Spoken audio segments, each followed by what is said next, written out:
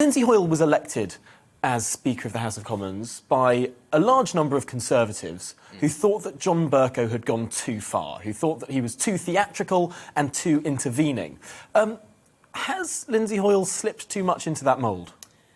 I think it's heading in that direction. I think there's always a danger if you are, if you think about what the Speaker of the House does, they have to sort of mediate between a lot of very big characters, a lot of very big personalities, people who will try to dominate the narrative. Of course, the Prime Minister being one of them. If only the Leader of the Opposition were one too, then perhaps Sir Lindsay wouldn't need to interject quite so much.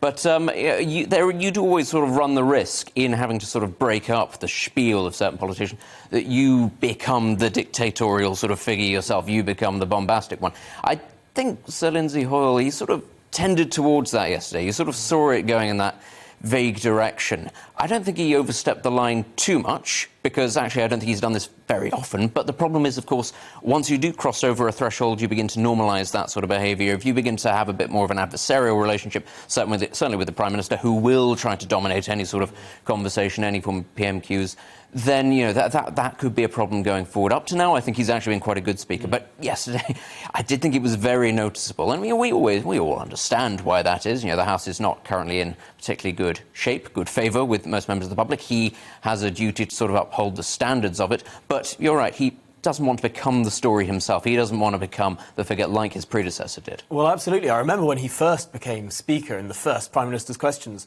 Conservative-leaning websites counted the amount of time that he took up. And it was just a fraction of that John Bercow took up. I wonder to what extent speakers may inevitably lean towards that role. The longer they're in the chair, the more they become the prima donna. I think that's always going to be likely, ultimately.